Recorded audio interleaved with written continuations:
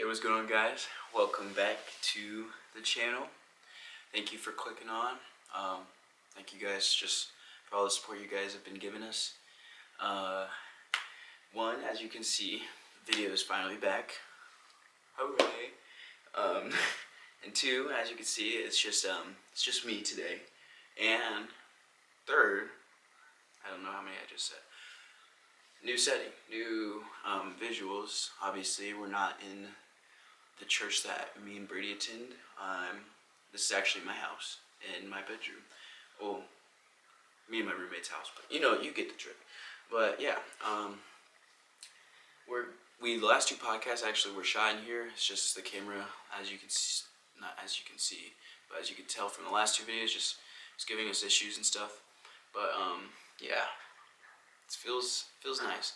I'm a little nervous, to be honest with you guys, but I'm confident that whoever needs to hear this will tune in. Hold on, let me scoot forward just a little bit. I'm sorry about that. Yeah. As you can see from the title, this is about me talking about why I chose Christianity. We'll put my. You know what? I don't need to put my hat on. I was gonna say put my hat because my hair's a mess right now, but that doesn't matter. It's not the point of this video. Anyways, as you can see, like I said, why I chose Christianity. And also the reason, if you're wondering why Brady's not in this, is because I really want to make sure that we're consistent in getting videos out to you guys. And he was really busy, so I was able to just do this solo. That's also why you don't see any mics, is because he has the mics at his house. So the audio, I do apologize if it sounds nowhere near as good. It's just coming off the camera itself. But yeah, so Christianity and why I chose it. So for me personally, I grew up in the church. My grandpa's brother was a pastor. I don't know exactly what denomination. It's a denomination where they speak in tongues a lot, like all the time. And he was a pastor at that, and then he also would just do, when he stopped being the pastor there, he was just a pastor at like our grandparents' house, and just people like their friends, and just like the family would come and attend those. And so I kind of was raised in the church, kind of. However, I don't know when he stopped being a pastor, but a little bit prior to that, I was really young when I was doing this. My mom, so she believes God is real, but she's not a Christian per se, and so she stopped going to church, and she didn't want to force us to go if she wasn't going to go, and so we stopped going to church, and so yeah, and so I was kind of just away from God, or away from the church, not away from God, but from whenever I stopped going until actually junior year, so that's around 2 years ago, was when I finally returned. It's funny enough, actually, my mom just told me like 2-ish weeks ago that she was telling me the whole story about how like she didn't want to force us to go to church anymore because she had stopped, and she was like, funny enough, you were the only kid that could like having interest in wanting to go back, and I didn't realize this. I was too young to realize this is what I was doing, and it's been forgotten. But I thought that was really cool, and that kind of made me really happy when she told me about it. But yeah, I just thought I'd throw that in there because it popped up again in my head when I was just talking. But yeah, anyways, so junior year, I was in a relationship, and her family was Catholic, and I don't know when exactly her father had asked, but I'm beyond grateful that he had listened to God and had asked me to go to church. And when I was asked, I was like, I don't want to, because I just remember when I was younger, I just remember it means I wake up super early on the weekend, which I was like, the weekend's for me. and also I just was always waking up early. I was always super tired and could not focus on a long, like, to me it felt super long, an hour and a half of just talking about God. And so I was hesitant, but luckily I'm very blessed and fortunate that I felt pressured and I didn't want to look bad to him, but it turned out great because after that I really, like, okay, I'm gonna sidetrack really bad because I kind of skipped a little around, but I was like, even after I stopped going to church when I was younger, I've always believed God was real. However, my lifestyle never represented that I followed him and what he wanted us to be as disciples of him. And uh, so I was, and so this I guess is also kind of a little bit of testimony, but I was smoking weed. I wasn't really into vaping, but I was vaping. Um, I hated drinking, but sometimes I would fall into temptation with that as well. Um, yeah, I mean until really when I got invited to church, I kind of just I was lost really. I'm gonna be 100% honest. I was lost. I had no plan. Just wanted to do whatever made me feel good at the time, and that just really, looking back on it, I'm really sad to think that I was that just lonely, or felt that lonely, that was, even if I had a whole bunch of friends or I was always busy doing something, I just felt that was what I needed to do to feel something, which was the opposite of feeling something. I was just numbing everything by smoking as much as I used to. And yeah, and I was invited to church, and I just fell in love, like, with just how much more I could be doing, and how much better not only I could be doing to please, to praise, and to give honor and obedience to God, but how much better it would make my life. Um, and yeah, so I feel like it sounds kind of dumb, and I don't care if you guys think I'm nerdy or whatever, but I'm really into anime. There's a anime tapestry behind me, and there's one on the other wall. But yeah, I'm really into anime. I've been since I was young. Me and my siblings, we just all kind of were, and like when I just saw some powerful anime characters, I was like, oh, that's so sick. I'd get hyped, like I really would. And it's like I said, you guys might think I'm nerdy or weird or whatever, but when I finally realized how powerful and just how much God really is able to do and can do and does do, I was like, he's stronger. The person I'm wanting to believe in is stronger. The God that I believe in is stronger than any of the most powerful anime characters ever created. And I was like, dude, that is so sick to me. I know it, like I said, might sound weird to some, but that was something that really just excited me, and that I'm not ashamed of it, honestly. I'm happy about that.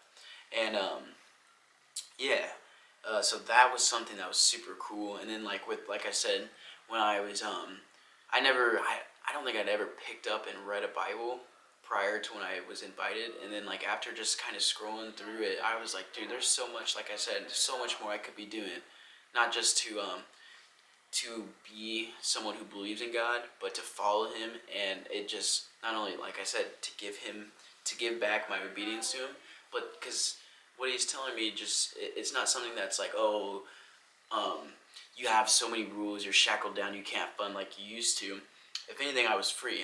And I know we all understand this, that if you do follow the faith, that you're free from sin and the shackles that holds on you. But it really, even before I really was like wanting to give my life to him, I was like, dude, this is so many burdens, so many shackles that I'm able to just let go of by following him. And it was just really awesome. It really, just to put it simply, um, it was funny enough because I'd say probably less than 2 months prior to that, I was at a dive practice, and I don't know who I was talking. Oh, my coach. So he's I don't know what denomination. He's a Christian, and he was kind of talking, and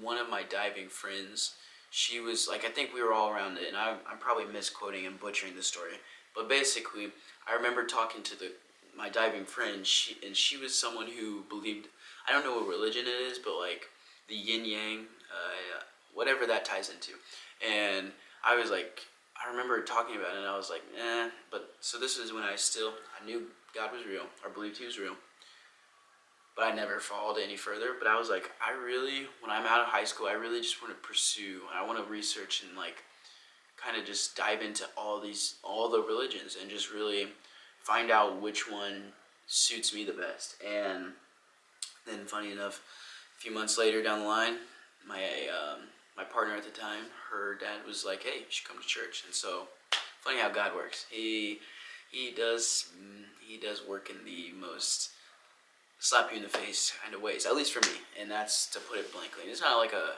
ouch slap you in the face. It's like a hey type of a deal. And so yeah, and I just started following it more and started just falling more in love with who God was as a character, in the Word, in the Bible. What He was teaching, I loved how it was making me a better person. And like I remember it was maybe a week, or I'd say it was less than a month. I'd say I may even put it less than 2 weeks. When after I'd been invited to church, I just remember, like, I've been someone who never, like, I'm not someone who listens to music really. Like, I don't go out of my way to go turn on music just to listen to it in my room. I might sometimes listen to it in the car, but that's very rarely. The only time I really now do it is when I'm working out. And but yeah, if I listen to music though, it was always just rap, just super secular music that obviously isn't good for you, even if you don't believe in God. It's just very, very corrosive in your mind, very just negative. Um, and I liked them because of the beats. And I remember like I don't know why, but I felt very convicted of the music I was listening to, even if it was just the beats that I cared about. I deleted my not social media, my all my music platforms, and completely just like I'll put it how my classmates at the time put it, just turn into a different person. And I got that a lot from everyone, and they're like, and I still got it even up to senior year. Like whenever they talk about after I went to church that one time, they were like, "You're just so different now." And I remember at first it really bugged me because I didn't understand. Like I was like, they would be like, "You're just so different now. Why are you? You're completely different from what you used to be." And it bugged me, and I was like, I'm the same Trey. I'm me. But looking back on it now, it's almost like a nice reminder that people now, or people back then, were able to who knew me prior to falling really in love with who God is, they could see a just complete change in who I was. And because like most of the people now that I have relationships with, most of my relationships, they know me from like after I've known them since after my life has been given to God, and so they don't really see a difference, but it's nice to look back at. But yeah, and so I know like I could give you guys the very basic answers. That Christianity, the reason I choose it is because it is one of the reasons. It's just not like I don't go out and point it out every time because I feel like it's overused a lot, which isn't a bad thing. But like most religions, I haven't done research on every single religion ever created, but you have set in stone things you like have to do by certain times throughout your whole life, and then you'll get to heaven, or whatever their version of heaven is. And Christianity is the only one where it's like, hey, the God that created everything he's like, hey, no, you're not perfect, so I'm gonna come down, send my son down to not just come down, and obviously the most important part was for him to give his life on the cross, so that way we could have eternal life and have a chance to come back to him. But he came down and was able to just try to explain as much as he could because like obviously God had given the commandments, and those all, like, even just following the commandments, my life was able to be so much better. Um, but after, mankind always likes to kind of just twist things to their own selfish needs, kind of got twisted, obviously, and you'll see it throughout Scripture. People will use it wrongly, and you see it in the Pharisees and stuff, and you see it nowadays. But I really like that Christ, like, his son, he sent Yeshua down, and Yeshua is just like, hey, I understand the words, and I'm not here to just change any of the laws my Father gave me, or that gave you guys, but I'm going to make sure you understand what he meant fully, and the intent, like, because a lot of people were just following straight the words on it instead of the reasoning behind them. And so I thought that was super cool. And yeah, it just, yeah, I don't know really, I lost the train of thought. But, so that was something, and like I already said, just the anime thing, how he's more powerful than any anime character that I just, like, will geek out about when I see them on some anime or something. But, another reason, I just, there, obviously my personal testimony, like, just, there's been too many times where I've really just surrendered, in the sense that I just have nothing left. I have no answers. I have no way out of whatever situation, or I've really just put my faith out to God, and I was vulnerable, and he would show that he was there. Now, do I mean the clouds open and he came down on the heaven stairs and gwittied to me and was like, yo, what up, dog? I'm real. No.